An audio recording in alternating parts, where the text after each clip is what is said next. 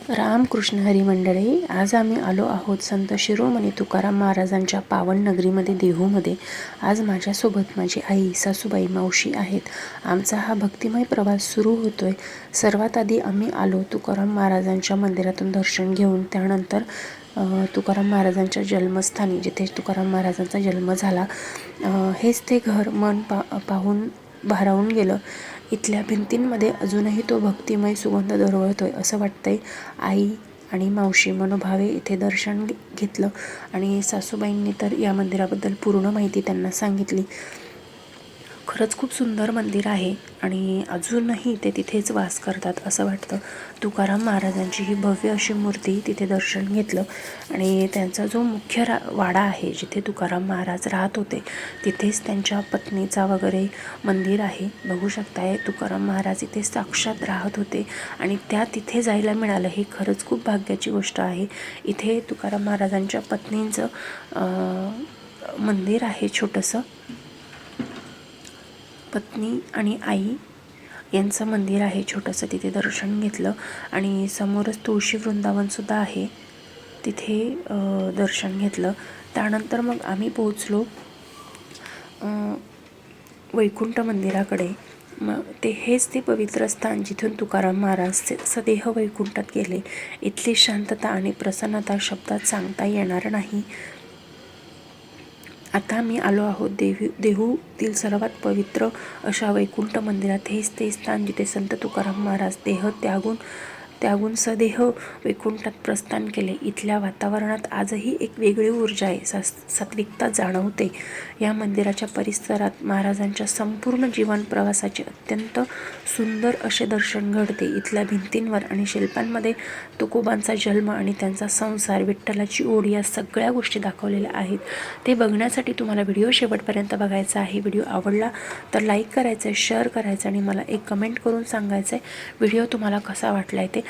श्री नंदुगिरी वृक्ष इथे खूप तुकाराम बीज ज्या दिवशी असते त्या दिवशी प्रचंड प्रमाणात गर्दी असते असं म्हटलं जातं। म्हणजे सांगतात की ज्या दिवशी तुकाराम महाराज सदेह वैकुंठात गेले त्या दिवशी हे ह्या वृक्षाचं दर्शन घेण्यासाठी सगळेच जण येतात।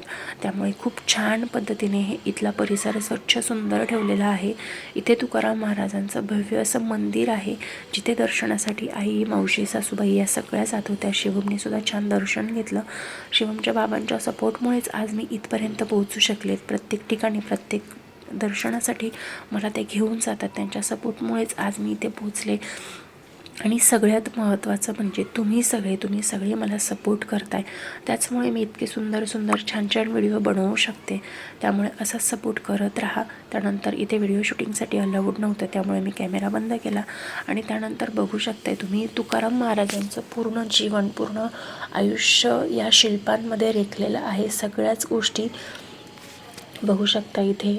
तुकाराम महाराज आणि त्यांच्या पत्नीचा संवाद, त्यानंतर तुकाराम महाराजांच्या मुलीच्या लग्नाच्या वेळी जे छत्रपती शिवाजी महाराजांनी केलेली मदत, तुकाराम महाराज सदेह वैकुंठात गेले तो क्षण, इथे सगळी माहिती अभंगा स्वरूपात दिलेली आहे।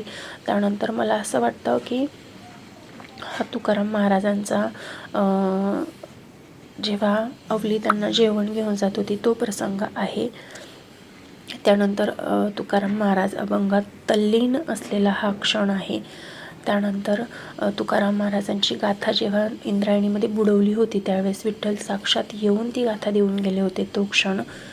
त्यानंतर भजन करताना तुकाराम महाराजांचा तो क्षण, असे भरपूर क्षण इथे चित्रित करण्यात आलेले आहेत। खरंच खूप छान परिसर आहे। आणि हे वृक्ष म्हणजे जसं आळंदीमध्ये अजाण वृक्ष आहे, तसंच ह्या वृक्षाला देहूमध्ये मान्यता आहे। साक्षात ह्या तुकाराम महाराजांनी लावलेली झाडं आहेत ही। बाजूलाच कृष्णाचं छोटंसं मंदिर आहे, जिथे दर्शनासाठी मला जायचं होतं। सासूबाई, आई आणि मावशी ह्या अत्यंत आनंदाने या सगळ्या गोष्टी बघत होत्या, कारण हेच वय असतं या सगळ्या गोष्टींचा आनंद घेण्याचं. आणि सासूबाईंना या मंदिराची पूर्ण माहिती होती, त्यामुळे सासूबाई अत्यंत पूर्ण माहिती सगळ्यांना देत होत्या. तर इथे श्रीकृष्णाचं छोटंसं मंदिर आहे, इथूनच दर्शन घेतलं. कोणत्याही मंदिरात व्हिडिओ शूटिंगसाठी अलाउड नाही, त्यामुळे बाहेरूनच मी या क्लिप घेतल्या. बघू शकताय भव्य असं प्रवेशद्वार वैकुंठ मंदिराचं. ह्याच पावनभूमीमध्ये शिवमलाही मृदुंगाचा नाद लागला आणि भक्तीचा वारसा पुढच्या पिढीला सोपवण्याचा आम्हाला आनंद झाला. खरंच देहूमध्ये येऊन खरंच खूप छान वाटलं. पण एवढं सगळं दर्शन घेऊन अजून एक महत्त्वाचे ठिकाण राहिलेलं आहे जिथे दर्शनाला आम्हाला जायचं आहे, ते म्हणजे गाथा मंदिर. तर इथून दर्शन करून गेल्यानंतर मी तुम्हाला गाथा मंदिरामध्ये घेऊन जाणार आहे. त्यासाठी तुम्हाला व्हिडिओ शेवटपर्यंत बघायचा आहे. व्हिडिओ आवडला तर लाईक शेअर सबस्क्राईब नक्की करायचं आहे आणि मला एक कमेंट करून सांगायचं आहे तुम्हाला माझा आजचा व्हिडिओ कसा वाटला. तर दर्शन घेत संध्याकाळची वेळ होत आली होती आणि ऐन संध्याकाळी आम्ही गाथा मंदिरात जाणार होतो. खरंच खूप छान वाटत होतं. त्यामुळे आणि इथे काही नियोजनसुद्धा दिलेलं आहे, ते सुद्धा मी तुम्हाला शेअर करणार आहे. बघू शकताय खूप स्वच्छ सुंदर मस्त असा परिसर ठेवलेला आहे. सगळी माहिती इथे दिलेली आहे.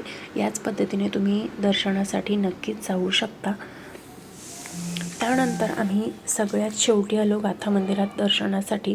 तर तिथे थोडीशी संध्याकाळ होत आली होती, त्यामुळे धावपळीने आणि पळापळीने आम्ही दर्शनासाठी जाणार होतो. त्यानंतर आलो आम्ही गाथा मंदिरामध्ये. शेवटी भव्य असं गाथा मंदिर, इथल्या भिंतीवरती कोरलेलं गंग वाचताना तुकाराम महाराजांच्या विचारांची महती कळते आणि आम्ही सर्वांनी इथे खूप छान वेळ घालवला. खरंच खूप छान होतं. संध्याकाळचा एक छोटासा व्हिडिओ घेतला. किती सुंदर आणि रम्य अशी संध्याकाळ गाथा मंदिराजवळ झाली आमची, बघू शकताय तुम्ही. खरंच खूप छान वाटलं इथे येऊन. आई, सासूबाई आणि माझी मावशीसोबत केलेलं देहूचं दर्शन कायमस्वरूपी स्मरणात राहील. आणि या मंदिरात सुद्धा व्हिडिओ शूटिंगसाठी अलाउड नाही आहे, त्यामुळे मी बाहेरचे काही व्हिडिओ घेण्याचा प्रयत्न केलेला आहे. तर मैत्रिणींनो, आजचा माझा छोटासा व्हिडिओ तुम्हाला कसा वाटला हे मला कमेंट करून नक्कीच सांगा. माझा व्हिडिओ जर तुम्ही पहिल्यांदा बघितला असेल तर व्हिडिओला लाईक करा, जास्तीत जास्त शेअर करा आणि मला कमेंट करून सांगा माझा व्हिडिओ तुम्हाला कसा वाटला आहे ते. आणि व्हिडिओ आवडला असेल तर कमेंट बॉक्समध्ये रामकृष्ण हरी, जय जय विठू माऊली, फक्त माऊली, काहीही तुम्ही एक कमेंट करू शकताय. आजूबाजूच्या परिसरामध्ये भरपूर असे भक्तिनिवास आहेत. तुम्ही जर मुक्कामी राहणार असाल तर इथे भरपूर प्रमाणात सोयीसुद्धा होते आणि अत्यंत अल्प दरात होते.